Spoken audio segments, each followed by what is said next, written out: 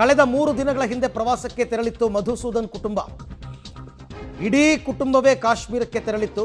ಹೇಗೆ ಹೇಳಿ ಕೇಳಿ, ಈಗ ಸೀಸನ್, ಇದು ಸಮ್ಮರ್ ಸೀಸನ್. ಒಟ್ಟು 10 ಜನ ಸದಸ್ಯರು ಕಾಶ್ಮೀರಕ್ಕೆ ಪ್ರವಾಸಕ್ಕೆ ಅಂತ ತೆರಳಿದರು. ಜಮ್ಮು ಕಾಶ್ಮೀರದಲ್ಲಿ ಅವರೆಲ್ಲರೂ ಕೂಡ ಇದ್ದರು. ಮಧುಸೂದನ್ ಕುಟುಂಬ 3 ದಿನಗಳ ಹಿಂದೆ ಈ ಮಧುಸೂದನ್ ಕುಟುಂಬ ಹೋಗಿತ್ತು. ಅಲ್ಲಿಗೆಲ್ಲರೂ 10 ಜನ ಒಟ್ಟು. ಸಾಕಷ್ಟು ಪ್ರದೇಶದಿಂದ, ಬೇರೆ ಬೇರೆ ರಾಜ್ಯಗಳಿಂದ ತುಂಬ ಜನ ಬರ್ತಾರೆ ಇಲ್ಲಿಗೆ. ಬಂದು ಎಂಜಾಯ್ ಮಾಡಿಕೊಂಡು 5 ದಿನ 6 ದಿನ ಪ್ಯಾಕೇಜ್ ಟೂರಲ್ಲಿ ಬರ್ತಾರೆ. ಇದೆಲ್ಲ ನೀವು ನೋಡ್ತಾ ಇರ್ತಕ್ಕಂಥದ್ದು ಬಾಡಿ. ಅಲ್ಲಿ ಮೃತಪಟ್ಟಂಥವ್ರನ್ನ ಈ ರೀತಿ ಪ್ಯಾಕ್ ಮಾಡಿದ್ದಾರೆ. ಎಲ್ಲ 26 ಬಾಡಿಯನ್ನು ಕೂಡ ಆಯಾ ರಾಜ್ಯಗಳಿಗೆ ಕಳುಹಿಸಿ ಕೊಡುವಂತಹ ಪ್ರಯತ್ನಗಳು ನಡೀತಾ ಇದೆ. ಸಂತೋಷ್ ಲಾಡ್ ಅವರು ಕೂಡ ನಮ್ಮ ರಾಜ್ಯದಿಂದ ಮಂತ್ರಿಗಳು ಅಲ್ಲಿಗೆ ತೆರಳಿದ್ದಾರೆ.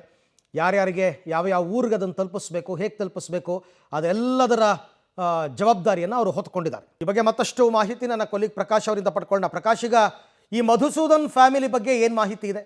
ಸದ್ಯಕ್ಕಿರುವಂತಹ ಮಾಹಿತಿ ಪ್ರಕಾರ ಇವರು ಒಟ್ಟು 10 ಜನರು ಈ ಒಂದು ಪ್ರವಾಸಕ್ಕೆ ತೆರಳಿರ್ತಾರೆ. ಕಳೆದ 3 ದಿನಗಳ ಹಿಂದೆ ಅಷ್ಟೇ ಈ ಒಂದು ಕಾಶ್ಮೀರದ ಕಣಿವೆಗೆ ಹೋಗಿದ್ರು. ಆ ಸಂದರ್ಭದಲ್ಲಿ ಆ ಒಂದು ಉಗ್ರರ ಗುಂಡೇಟಿಗೆ ಮಧುಸೂದನ್ ಓರ್ವರು ಬಲಿಯಾಗಿದ್ದಾರೆ. ಮಿಕ್ಕಿದಂತಹ ಕುಟುಂಬದ ಸದಸ್ಯರು ಏನಿದ್ದಾರೆ ಅವರು ಬಚಾವಾಗಿದ್ದಾರೆ. ಅವರ ಕಣ್ಣ ಮುಂದೆನೇ ನಿಲ್ಲಿಸಿ ಗುಂಡು ಹೊಡೆದಿದ್ದಾರೆ ಅನ್ನುವಂತಹ ಮಾಹಿತಿ ಇದೆ. ಆದರೆ ಸದ್ಯಕ್ಕೆ ಉಳಿದಂತಹ ಅವರ ಕುಟುಂಬಸ್ಥರು ಏನಿದ್ದಾರೆ ಅವರೆಲ್ಲರೂ ಕೂಡ ಶ್ರೀನಗರದಲ್ಲೇ ಇದ್ದಾರೆ. ಅವರನ್ನು ಸಂಪರ್ಕ ಮಾಡುವಂಥ ಪ್ರಯತ್ನಗಳು ಕೂಡ ಆಗ್ತಾ ಇದೆ. ಅವರು ರಾಮಮೂರ್ತಿ ನಗರದ ರಿಚಸ್ ಗಾರ್ಡನ್ನ ನಿವಾಸಿಯಾಗಿದ್ದರು.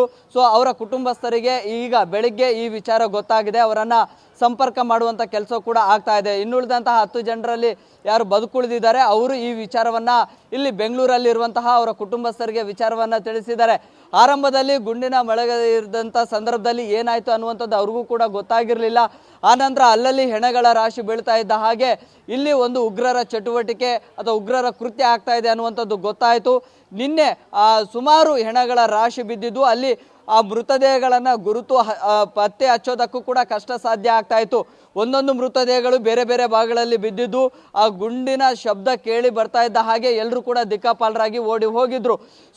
ಸೊ ಹಾಗಾಗಿ ಆ ಮಧುಸೂದನ್ ಅವರ ಮೃತದೇಹ ಕೂಡ ಮತ್ತೊಂದು ಭಾಗದಲ್ಲಿ ಬಿದ್ದಿತ್ತು. ಅವರ ಕುಟುಂಬಸ್ಥರು ಓಡಿ ಹೋಗಿದ್ರು. ಸೊ ಹಾಗಾಗಿ ಅವ್ರಿಗೆ ಬೇಗ ಗೊತ್ತಾಗಿರಲಿಲ್ಲ. ಅಲ್ಲಿಂದ ನಮ್ಮಿಂದ ಮಿಸ್ ಆಗಿದ್ದಾರೆ, ಎಲ್ಲೋ ಒಂದು ಕಡೆ ಇದ್ದಾರೆ, ಅಲ್ಲಿಂದ ಮತ್ತೆ ಸೇಫ್ ಆಗಿ ಬರ್ತಾರೆ ಅನ್ನುವಂತಹ ನಿರೀಕ್ಷೆಯಲ್ಲೇ ಇದ್ರು. ಆದರೆ ಇವತ್ತು ಬೆಳಿಗ್ಗೆ ಅವರು ಮೃತಪಟ್ಟಿದ್ದಾರೆ ಅನ್ನುವಂತಹ ಮಾಹಿತಿ ಲಭ್ಯ ಆಗಿದೆ. ಈಗ ಅವರ ಮೃತದೇಹವನ್ನು ಕೂಡ ಕುಟುಂಬಸ್ಥರಿಗೆ ಹಸ್ತಾಂತರ ಮಾಡುವಂಥ ಪ್ರಕ್ರಿಯೆಗಳು ಕೂಡ ಆಗುತ್ತೆ. ಅದಕ್ಕಿಂತ ಮುಂಚಿತವಾಗಿ ಅವರ ಜೊತೆ ಇದ್ದಂತಹ ಕುಟುಂಬದ ಸದಸ್ಯರು ಯಾರೆಲ್ಲ ಇದ್ದಾರೆ ಆ ಮೃತದೇಹವನ್ನು ಪಡಿತಾರೆ, ಅವರ ಮೃತದೇಹವನ್ನು ತೆಗೆದುಕೊಳ್ತಾರೆ.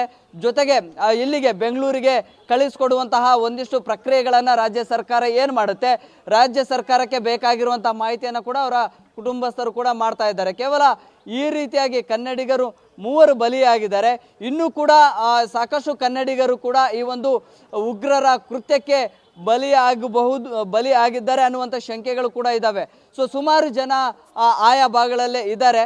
ಬಟ್ ಅವರ ಸ್ಥಿತಿಗತಿಗಳು ಹೇಗೆ ಮತ್ತೆ ಪತ್ತೆ ಹಚ್ಚುವಂಥ ಕೆಲಸ ಕೂಡ ಆಗ್ತಾ ಇದೆ. ಅವರನ್ನು ಗುರುತು ಪತ್ತೆ ಹಚ್ಚುವಂಥ ಒಂದಿಷ್ಟು ಪ್ರಕ್ರಿಯೆಗಳು ಕೂಡ ಆಗಿದೆ. ಈಗ ಮಧುಸೂದನ್ ಅವರ ಕುಟುಂಬಸ್ಥರಿಗೆ ಈ ವಿಚಾರ ತಿಳಿತಾ ಇದ್ದ ಹಾಗೆ ಅವರ ಒಂದು ರೀತಿಯಲ್ಲಿ ಆಕ್ರಂದನ ಕೂಡ ಹೆಚ್ಚಾಗಿದೆ.